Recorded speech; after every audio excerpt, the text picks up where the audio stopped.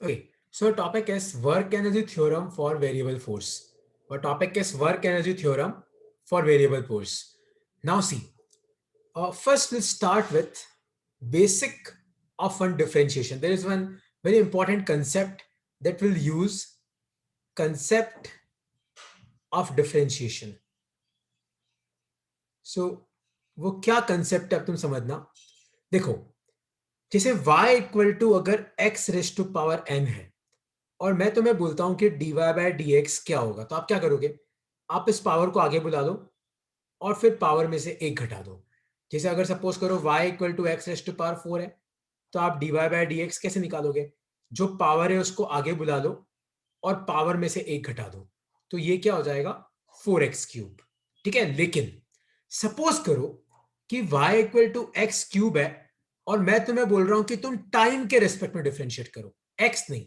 तो y का तो क्या हो जाएगा? y तो अकेला है, dy बाय डी टी. अब देखना, एक्स क्यूब का करते हैं, तो जो पावर है उसको आगे बुला लो और पावर में से एक घटा दो, और x का क्या हो जाएगा? dx upon dt. तो ये तुम्हारा क्या आया? ये आया तुम्हारा 3x square dx bye dt. तो अगर है ना तुम किसी और के रेस्पेक्ट में कर रहे हो, जैसे यहाँ पे t के रेस्पेक्ट में कर रहे हैं, तो पहले आपको x क्यूब का करना है, फिर आपको x का करना है ना. जैसे मैं तुम्हें एक एग्जांपल और देता हूं. जैसे सपोज करो मैं तुम्हें बोलता हूं कि x equal to T cube है. अब y के रेस्पेक्ट में करो. किसके रेस्पेक्ट में? y के. तो x का तो क्या हो जाएगा? dx upon dy.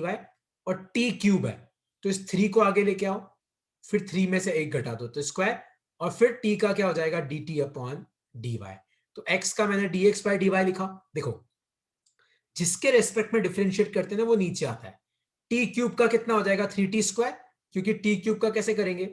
जो पावर है उसको आगे बुला लो और पावर में से एक घटा दो, तो ये क्या हो जाएगा? 3t square. ठीक है, तो टी क्यूब का तो 3t स्क्वायर और टी का क्या हो गया? dt अपॉन dy, है ना. अब मैंने ये क्यूब पढ़ाया. अब सब ध्यान से देखना और एक टॉपिक लिखना अपनी कॉपी में, work energy theorem for variable force. Work energy theorem for variable force. मतलब वेरिएबल फोर्स का मतलब क्या है? फोर्स कांस्टेंट नहीं है ना. तो समझना. तो सबसे पहले हम चालू किससे करेंगे? ध्यान से देखो, काइनेटिक एनर्जी का फॉर्मूला होता है हाफ एम वी स्क्वायर. मैं बोल रहा हूं दोनों तरफ एक्स के रेस्पेक्ट में डिफरेंशिएट करो, तो काइनेटिक एनर्जी का तो क्या हो जाएगा? डी के अपॉन डी एक्स. देखो, हाफ कांस्टेंट है, जो कांस्टेंट है उसको नहीं छेड़ेंगे. मास कांस्टेंट है. अब सुनना, वी स्क्वायर का डिफरेंशिएशन क्या हो जाएगा? 2v. क्योंकि पावर को आगे बुला के पावर में से एक घटा दो, और v का क्या हो जाएगा? dv bye dx. तो 2 से 2 गया. तो ध्यान से देखो, आपका dk अपॉन dx किसके बराबर आया? M V dv bye dx. और अगर तुम भूल गए हो तो सुनना आप इस ध्यान से, एक्सलेरेशन क्या होता है? dv upon dt. एक्सलेरेशन क्या होता है? कितनी वेलोसिटी चेंज हुई अपॉन कितना टाइम लगा. एक्सेलरेशन क्या होता है? Change in velocity divided by time taken. अगर हम ऊपर और नीचे दोनों तरफ dx से मल्टीप्लाई कर दें, ऊपर भी dx से नीचे भी dx से, तो dx अपॉन dt क्या होता है? वेलोसिटी. तो एक्सेलरेशन को हम क्या पुट कर सकते हैं? v dv bye dx. क्योंकि dx अपॉन dt वेलोसिटी, ये dv बच गया, नीचे dx बच गया. तो तुम ध्यान से देखो, तो v dv बाय dx तो क्या है? एक्सेलरेशन. तो ये हो जाएगा मास इंटू एक्सेलरेशन. तो तुम ध्यान से देखो, बहुत इंपॉर्टेंट इक्वेशन है. D K by D x होता है मास इंटू एक्सेलरेशन, और मास इंटू एक्सेलरेशन क्या होता है? फोर्स. तो डी के को अपन क्या लिख सकते हैं? इस डी एक्स को उधर लेके जाओ, एफ डी एक्स. दोनों तरफ इंटीग्रेट करो.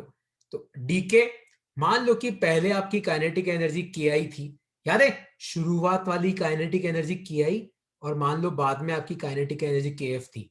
तो डी के का इंटीग्रेशन तो क्या होता है? याद है? खाली dx का इंटीग्रेशन क्या होता है? k. तो dk का इंटीग्रेशन k आई से लेके kf, और यहाँ पे क्या आ जाएगा? Integration of F D x. तो इधर तो देखो अपन कुछ नहीं कर सकते, इस साइड कर सकते हैं.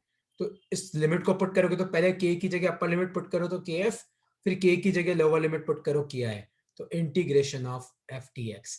ये है आपका work energy theorem for variable force. तो तुम चाहे अभी 2 मिनट स्क्रीन पॉज करके इसको लिख लेना, वापस सुनना.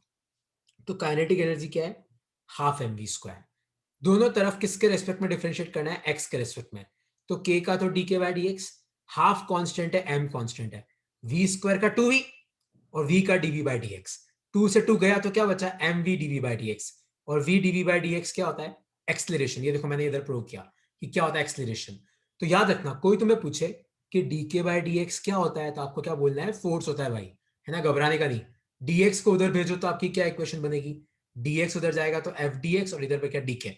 तो मान लो कि आपकी शुरुआत में काइनेटिक एनर्जी ki थी और बाद में kf थी, तो अपन ने इंटीग्रेशन किया खाली dk का k, तो देखो यहाँ पे भी क्या निकल के आया, यहाँ पे भी यही निकल के आया कि चेंज इन काइनेटिक एनर्जी किसके बराबर होता है, वर्क के बराबर होता है।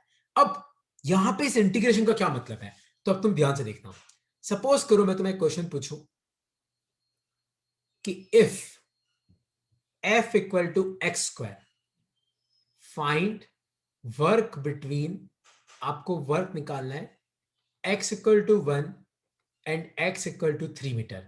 x इक्वल टू 1 और x इक्वल टू 3 मीटर के बीच में कितना वर्क है, तो वर्क क्या होता है, चेंज इन काइनेटिक एनर्जी, और चेंज इन काइनेटिक एनर्जी का याद है एक और फॉर्मूला क्या पढ़ा हमने, एफ डी एक्स। वर्क क्या होता है, चेंज इन काइनेटिक एनर्जी, इसका एक और फॉर्मूला क्या है, एफ डी एक्स।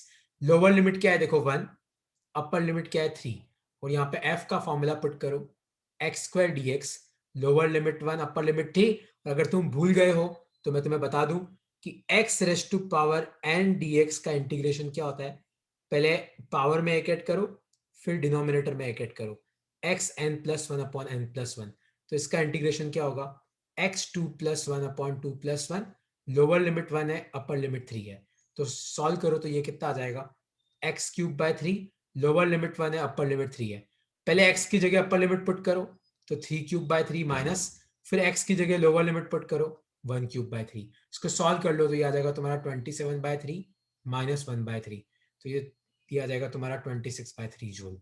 तो ये देखो यहां पे हमने क्या यूज किया, work energy theorem for variable force, क्योंकि अपना फोर्स कांस्टेंट नहीं है, अपना फोर्स क्या है, वेरिएबल है ना। ये है आपका work energy theorem for variable force. एक क्वेश्चन और कराता हूं, ध्यान से सुनना। अगर मान लो मैं तुम्हें दे दूं कि इफ एफ इक्वल टू, मान लो एक्स रेस्ट खाली एक्स है, और मैं तुम्हें पूछूं कि find work done between x equal to 0 and x equal to 2, ये तुम सॉल्व करना। और इसमें इस क्वेश्चन में कोई डाउट है तो मुझे पूछना, इस क्वेश्चन में तुम्हें कोई डाउट है तो मुझे पूछना। तो वापस ध्यान से सुनना, हम लोगों ने अब तक फोर्स निकालने के कितने, वर्क निकालने के कितने तरीके पढ़े, ध्यान से देखो। एक मैंने तुम्हें क्या पढ़ाया था, फोर्स डॉट डिस्प्लेसमेंट। एक मैंने आपको क्या पढ़ाया था, एफ डी कॉस थीटा। एक मैंने आपको क्या पढ़ाया कि अगर आपके पास कोई ग्राफ है जिसमें ये फोर्स है और ये डिस्प्लेसमेंट है, तो आपका ये जो एरिया होता है ये क्या होता है, वर्क होता है। फिर मैंने तुम्हें परसों क्या पढ़ाया, वर्क होता है final kinetic energy minus initial, और इसका फॉर्मूला होता है फोर्स इनटू डिस्प्लेसमेंट। और आज मैंने तुम्हें क्या पढ़ाया, देखो अगर फोर्स कांस्टेंट है तो ये, अगर फोर्स कांस्टेंट नहीं है तो अपने को क्या फॉर्मूला यूज करना है, वर्क का के F minus K I integration of F T X. तो अगर फोर्स कांस्टेंट नहीं है तो आपको क्या करना है, इंटीग्रेशन करना है ना। तो अब मैं तुम्हें इसकी शीट भेज रहा हूँ, वो शीट तुम ट्राई करना। वैसे मुझे आज एक टॉपिक और कराना था, पर वो टॉपिक अपन नेक्स्ट क्लास में ही कर लेंगे साथ में, पोटेंशियल एनर्जी में, ठीक है। चलो ओके यार।